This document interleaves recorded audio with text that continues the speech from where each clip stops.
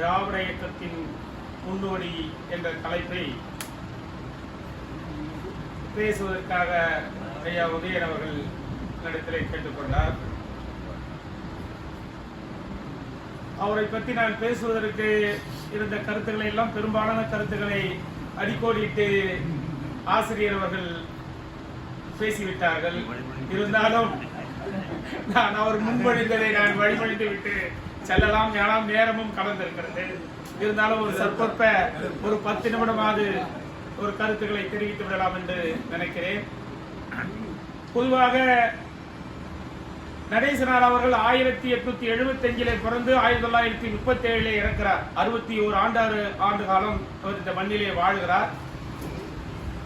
அவர் திருவல்லிக்கேணியிலே பிறந்து அவர் பிரசிடென்சி அதாவது திண்ணைப்பள்ளியிலே படித்து வருகிறார். திண்ணைப்பள்ளிக்கு அப்புறம் அவர் உயர்நிலைப் பள்ளி படிக்கிற பொழுது அந்த படிக்கிற பள்ளியிலே தெலுங்கு மொழி தான் பாடத்திட்டமாக இருக்கிறது. அந்த உயர்நிலைப் பள்ளியிலும் கல்லூரியிலுமே தெலுங்கை பயிற்று மொழியாக பயின்றுதான் அவர் கல்வி கற்கிறார். அப்படி கல்வி கற்று பிரசிடென்சி கல்லூரியிலே கல்வி பயில்கிறார். அப்படி பிரசிடென்சி கல்லூரியிலே கல்வி பயின்று பிசியாலஜி உடல் தன்மைகளை பற்றி படிக்கிற பொழுதுதான் ஐயா அவர்கள் மேற்கொண்ட பித்தாபுரம் மகாராஜா கல்லூரியுடைய விரிவுரையாளராக பணியாற்றுகிறார். அப்படி பணியாற்றி முடித்துவிட்டு இந்த மக்கள் சேவையிலே ஈடுபடுகிற பொழுது சென்னை மருத்துவக் கல்லூரியிலே சேர்ந்து மருத்துவ பட்டம் பெறுகிறார். இப்படி இவர் கடந்து வந்துகிற பாதை அப்படி பார்த்தீங்களா, இந்த கல்வி பயின்ற பிறகு இந்த சமூகத்தை அவர் அன்றைக்கு இருந்த சென்னை மாநகராட்சியை பார்க்கிறார். பொறுப்பமாக சென்னை மாநகரம் வளர்ந்து 385 ஆண்டுகள் ஆகிறது. அவருடைய முன்னோர்கள் பொன்னேரி பக்கத்திலே இருக்கிற சின்ன காவலம் என்ற சிற்றூரை சார்ந்தவர்கள். அந்த சின்ன காவலம் தான் சி நடேசனார் என்று போடுகிறார்கள் என்று நினைக்கிறேன். ஏன்னா அவருடைய தந்தையார் பெயர் கிருஷ்ணசாமி. அப்போ அந்த ஊர் பெயரை அன்றைக்கு தலைப்பாக இனிஷியலாக வைத்திருப்பார்கள் என்று நினைக்கிறேன். அதனால்தான் அவருடைய பெரியப்பா மகன் கூட தாதிலிங்க முதலியார் கூட சி அப்படின்றதான் போடப்பட்டிருக்கிறது. அவங்க தந்தையார் வேற சோமசுந்தரம் நினைக்கிறேன். அப்போ அவர்களுடைய சோ என்று வரவில்லை. அந்த சி என்பது சின்ன காவலம். அவர்கள் ஒரு 200 ஆண்டுகளுக்கு முன்னாடியே அவருடைய மூதாதியர்கள் அந்த திருவல்லிக்கேணி பகுதியிலே வந்து குடியமர்ந்திருக்கிறார்கள். அவருடைய தந்தையாரும் பெரியப்பாவும் அரசு பணிகளே தான் இருந்திருக்கிறாங்க. அவங்களுக்கு அந்த பகுதியில் ஒரு நல்ல செல்வாக்கு இருக்கிறது. அந்த அமைப்பு இருந்தனால தான் இவர் கல்வி பழைய வைக்கிறார். அப்போ அரசு நிர்வாகத்திலே என்ன நடக்கிறது? அரசு நிர்வாகத்திலே நிரம்ப பிராமணர்கள் வேலைப்பணிகளே இருக்கிறார்கள். சற்பொற்பமாக படித்தாலும் சில உயர் பதவிகளிலே நான் பிராமின் இருந்தா கூட அவர்களுக்குரிய மரியாதை கௌரவமா நடத்தப்படுறதில்லை. கீழ்நிலை பணிகளில் இருந்தா கூட அவர்களை நடத்தப்படுகிற விதம் ஒரு இதுவாக இல்லாத பொழுது அவர்களுக்குள்ள முதல்ல அது ஒரு தொழிற்சங்க அமைப்பாக அரசு பணியாளர்கள் உரிமைகளை கேட்பதற்கும் அவர்களுக்கு ஒரு கௌரவமாக நடத்துவதற்கும் ஒரு தொழிற்சங்க அமைப்பாகத்தான் அதை கட்டுகிறார்கள். அவர்கள் அப்படி கட்டி அவர்களுடைய உரிமைகளை எல்லாம் தோழர் நடேசன் அவர்கள் நிலைநாட்டுகிறார். இப்படியே அவர் பார்த்துன்னு வரார். அவர் என்னடா ஒரு சாரார் மட்டும் கல்வி பயில்கிற வாய்ப்புகளை பெறுகிறார்கள். அந்த கல்வி மூலமாக உத்தியோக பயன் அடைகிறார்கள். சமூகத்தில் பொருளியல் வாழ்வு மேம்படுகிறது. அவர்களுடைய மற்றவர்களை அந்த இடத்துக்கு வரவிடாத தகுதி என்ற அடிப்படையிலே தடுக்கிறார்கள். ஒரு வரம்பை கட்டி அதன் மூலம் தடுக்கிறார்கள். அப்ப இந்த வரம்பை போக்குவதற்கு நாம் என்ன செய்ய வேண்டும்?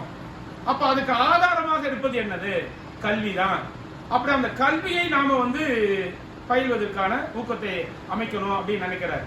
அப்போ சென்னையில படிக்கிறதுக்கு பொதுவாக பெரும்பாலும் நிலைச்சு வந்தார்களாக ஜமீன்தார்களாக இருந்தா கூட படிக்க வந்தா கூட இல்ல அறிவித்திறன் மிக்க ஏழை மாணவர்கள் படிக்க வந்தா கூட விடுதிகளை தங்கறதுக்கு இடம் தரது, தங்கி படிக்கிறதுக்கு எந்த ஹாஸ்டலும் தங்குவதற்கு இடம் கிடையாது, படிக்கிறதுக்கு வாய்ப்பு இல்லை, வீடு கொடுக்கறது இல்லை. அப்ப இதையெல்லாம் உள்வாங்குகிறார். அன்றைக்கு நடக்கிற ஒரு கல்வி நிறுவனத்திலே யாரெல்லாம் பயில்கிறார்கள், பயிலூர்களுக்கு எத்தனை நிலை கிடைக்கிறது, அவர்களுக்கு என்ன நிலைமை இருக்கிறது பார்த்தா அவங்க ஈஸியா ஹாஸ்டல் கிடைக்குது, அட்மிஷன் சேர்க்கை எல்லாம் கிடைக்குது, படிச்சு முடிச்ச உத்தியோகம் கிடைக்குது. மேல அவங்க அரசனையா அவங்க ஆட்கள் மேல உட்கார்ந்துட்டே இருக்காங்க. அவர்களா ப்ரொமோட் பண்ணிக்கிட்டே இருக்காங்க. அவர்கள் நிரம்ப இருக்கிறார்கள். அப்போ இதை என்ன பண்ணலாம்னு பார்க்கிற பொழுதுதான் 1912 ஐக்கிய சங்கம்னு கட்டுறாரு. அந்த ஐக்கிய சங்கத்தின் மூலமாகத்தான் என்ன பண்றாரு, அதுக்கப்புறம் அதை ஒரு அமைப்பாக கட்டுகிறார். அந்த அமைப்பாக கட்டி அங்கே என்ன பண்ணலாம் அப்படின்ற பார்க்கிற பொழுது அந்த அமைப்பின் மூலமாக அது பின்னாளில் அது 1914 திராவிட மாணவர் சங்கமாக கட்டப்படுகிறது. அது திராவிட ஓமாகவும் வளர்கிறது, திராவிட இல்லமாகவும் வளர்கிறது. அது எப்படி அவர்கள்னா அந்த ஏழை மாணவர்கள், திராவிடர்கள், நான் பிராமின்ஸ் எல்லாமே அவர்களை எல்லாம் அவர்கள் தங்கி இவர் படிப்பதற்கு திருவல்லிக்கேணி இவருடைய இடத்திலே திராவிட இல்லத்தை கட்டி தங்கி படிக்க வைக்கிறார். அப்படி தங்கி படித்தவர்கள் பல பேர் பிற்காலத்திலே பெரிய லெவலில் வந்திருக்காங்க. அப்படி வளர்ந்தவர் தான் நிதியமைச்சராக 52 வந்து ஆர்.கே. சண்முகம் செட்டியார். அப்புறம் ரங்கராஜ முதலியார் என்கிற ஒருத்தர் வந்துக்கிறாரு. அண்ணாமலை யூனிவர்சிட்டியில துணைவேந்தராக இருந்த டி.எம். நாராயணசாமி பிள்ளை அப்படி எல்லாம் வளர்ந்திருக்காங்க இந்த மாணவர். ஆனா அவர்களை தங்கி படிக்கிற பொழுது அங்க 12 இருந்து 14 வரைக்கும் அவர்களுக்கு வந்து அதாவது ஆண்டு விழா மாதந்திரம் அதை 12ல தொடங்குறாரு, 13ல ஆண்டு விழா நடத்துறாரு. ஆண்டு விழாவில் பல தலைவர்கள் அன்னைக்கு சென்னை மாநகர அந்த கவர்னராக இருந்தவரை கூப்பிடுறாரு, டி.எம். நாயர், சர்பிடி தியாகராயர், மற்றவர்கள் எல்லாம் அவர்களுடைய அந்த சமூக நிலையை பற்றி அவர்களிடத்திலே மாணவர்களிடத்திலே புரிய வைக்கிறார்.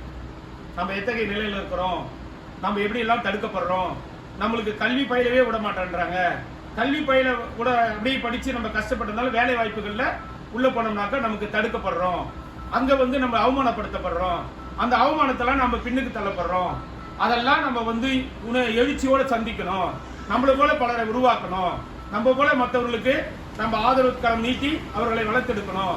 இப்படியெல்லாம் அவர்களை மோட்டிவேட் பண்ணி அவர் பயிற்சிகளை எல்லாம் அவர்களை ஆண்டு விழாவிலே மிகுந்த சொற்பொழிவுகளை ஆற்றி அவர்களை வந்து ஊக்கப்படுத்துகிறார். அப்படி ஊக்கப்படுத்தி கொண்டு இப்படித்தான் ஆண்டு அந்த விழாக்களை நடத்துகிறார். ஆண்டுதோறுமே அந்த விழாக்கள் நடந்து வருகிறது. ஆனால் இவர்கள் இந்த பணி செய்து கொண்டு மருத்துவ பணியும் செய்து கொண்டிருக்கார். மருத்துவ பணியை அவருடைய இல்லத்திலே செஞ்சிருக்கிறார். பழைய நோயாளிகளுக்கு சிகிச்சை அளிக்கிற பொழுது அந்த நோயாளிகள் இருக்கிற பொழுது இரும்பல், தும்பல், காய்ச்சல், முணுங்கல், முட்டல் எத்தனையும் சகித்துக் கொண்டு அவர்களை அதாவது அவர்களை கருசுமையோடையும் அன்போடையும் ஒரு மருத்துவ பணி என்பது அந்த சகிப்புத்தன்மையோடும் அதையும் பண்ணிட்டு இருக்காரு. அங்கேயே அவர் நடத்தியிருப்பாங்க. ஏன்னா அவரை பற்றி பெரும்பாலான தகவல்கள் கிடைக்கவில்லை. அது இந்த சிறு நூலை தான் ஐயா கொடுத்துட்டு அதுல இருந்து தான் தகவலை படிக்க சொன்னாரு. அதுல சொல்லுகிற பொழுது பார்த்தாக்கா ரயில்வே ஊழியராக இருந்த குமாரசாமி என்பவர் தான் வந்து சிறு தகவல்கள் எல்லாம் திரட்டிட்டு 1967 அண்ணா கிட்ட இருந்த ராவ் பகதூர் நல் முருகேச முதலியார் அவர்கள் வைத்து தான் அந்த புத்தகத்தை 1984 வெளியிடுறாங்க. அப்போ அவங்க பெரிய வருமானப்பட்டு சில தகவல்களை தொகுத்திருக்கிறாங்க. அந்த நடையிலே அந்த தகவல் எல்லாம் கொடுத்திருக்கிறாரு. அந்த சாராம்சமாக வைத்துத்தான் இந்த கருத்துக்களை எல்லாம் நான் இதில் பகிர வேண்டியிருக்கு. அப்பதான் அவர் வந்து அவர் அந்த மருத்துவம் படிச்சுட்டு இருக்கிற பொழுது சென்னை மாநகராட்சியின் மெம்பராக வந்திருக்கிறார். இவரோட இருந்திருக்காங்க. 1906 சர்பிட்டி தியாகராயரும் வந்திருக்காரு, டி.எம். நாயர் வந்திருக்காரு. இவங்க சர்பிட்டி தியாகராயர் பக்திமானாக இருந்திருப்பார் பொழுது அவர் பகுத்தறிவாளராக டி.எம். நாயர் இருந்திருக்கார். இவர் சமூக தொண்டோடு பணியாற்றுகிற பொழுது அப்போ இவர்கள் அந்த மக்களுடைய வாழ்வியல் மேம்பாடு அடைவதற்காக கல்வி ரீதியா, சுகாதார ரீதியா, காவா ஒரு மருத்துவம் படிச்சுட்டு கூட காவா சரியில்லை, சுகாதாரம் இல்லை அப்படின்னா அதை சிறமேற்கொண்டு அந்த பணிகளை எல்லாம் செய்து முடிச்சுக்கிறார். அன்னைக்கு அந்த ஸ்டாண்டிங் கமிட்டியில மெம்பராக இருக்கிறார். மாநகராட்சியினுடைய ஸ்டாண்டிங் கமிட்டியில சுகாதாரத்துறையுடைய ஸ்டாண்டிங் கமிட்டி மெம்பராக இருக்கிறார். அப்போ அவர்களுடைய கருசனை பார்வையோட எளிய மக்களையும் அணுகி அவர்கள் பணி செய்வதற்கு அவர்களுடைய குறைகளை முதல்ல வந்து இவர் பார்த்தா இருக்கிற உடையோட மிட்டா அந்த உடையோட தான் இருப்பார். பிள்ளைகள் நல்ல கம்பீரமான மீசை, கோட் சூட்டோட இருக்கிற பொழுது அன்னைக்கு இருக்கிற பாமர மக்கள் எப்படி இருந்திருப்பாங்க, எளிய உடையோட தான் இருந்திருப்பாங்க. ஆனா அந்த தயக்கத்தை தகர்த்திருக்கிறார். இந்த உடை அந்த பிராமணர்களுக்கும் உயர்தட்டு வர்க்கத்திற்கும் அந்த ஆங்கில புலமையை பயன்படுத்தியிருக்கிறார். இந்த உடை அவர்களுக்காகவும் அவருடைய குணம் ஏழை மக்களுக்காகவும் இருந்தது.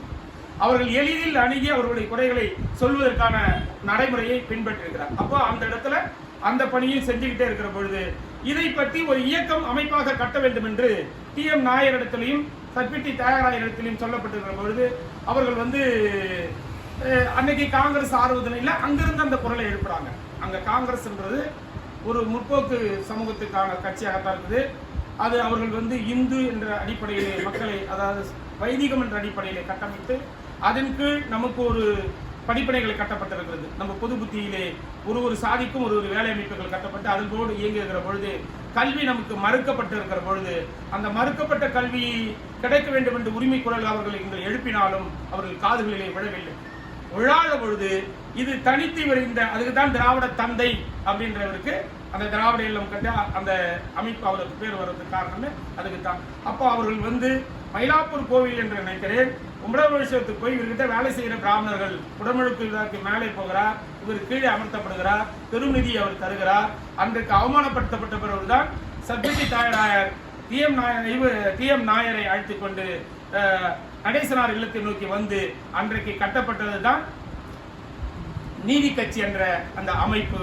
அந்த அமைப்பை கட்டி அவர்கள் அமைப்பாக சென்னை மாநகரம் முழுவதும் அந்த அமைப்பை திரட்டுகிறார்கள், கிளை அமைப்புகளாக பரவுகிறது. இவர்கள் ஏன்னா ஆல்ரெடி அந்த சேவையோடு நடந்துட்டு இருக்கார். ஒரே 10 ஆண்டுகளுக்கு மேல அவர் அந்த 25 ஆண்டுகள் மாநகராட்சி மெம்பரா இருந்திருக்கிறாங்க. 23 தான் அவர் பெரும் வாக்குகளில் மெம்பர் ஆஃப் லெஜிஸ்லேட்டிவ்ல ஜெயிச்சு வெற்றி பெற்றிருக்கிறார்.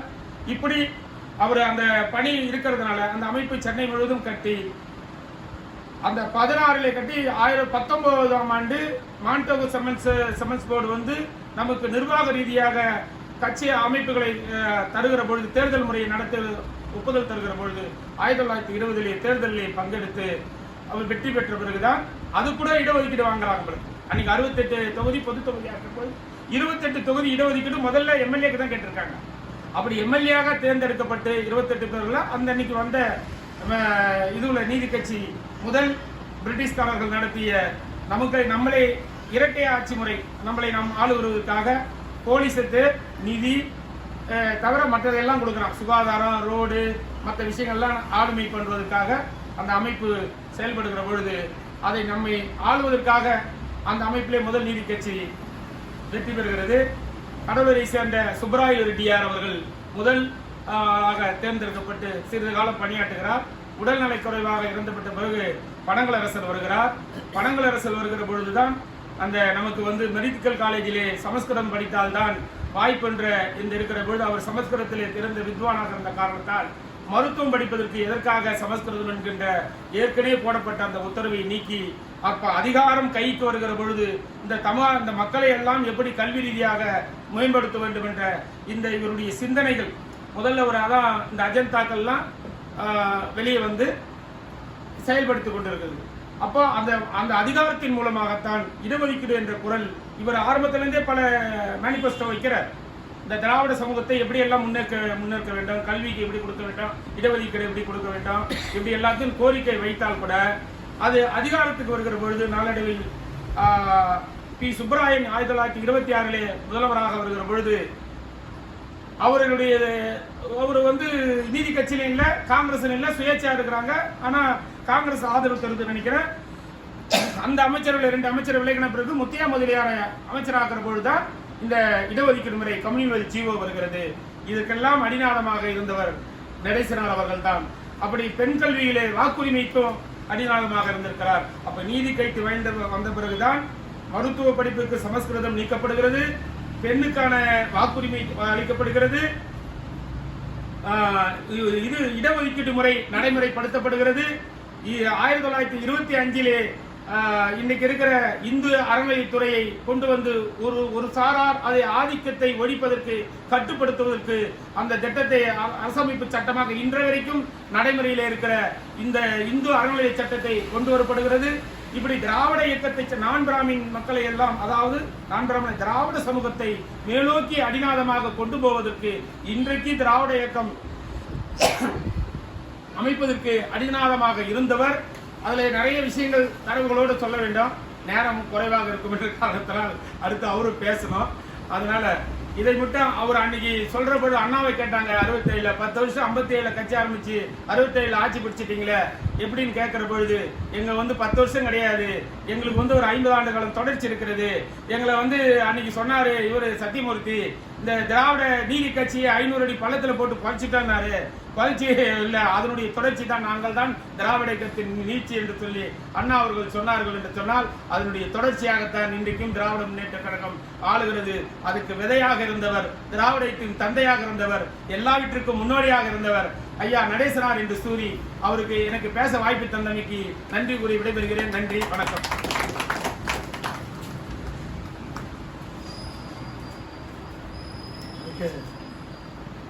அறிஞராகவும் சுவையாகவும் திராவிட இயக்க முன்னோடி டாக்டர் நடேசன்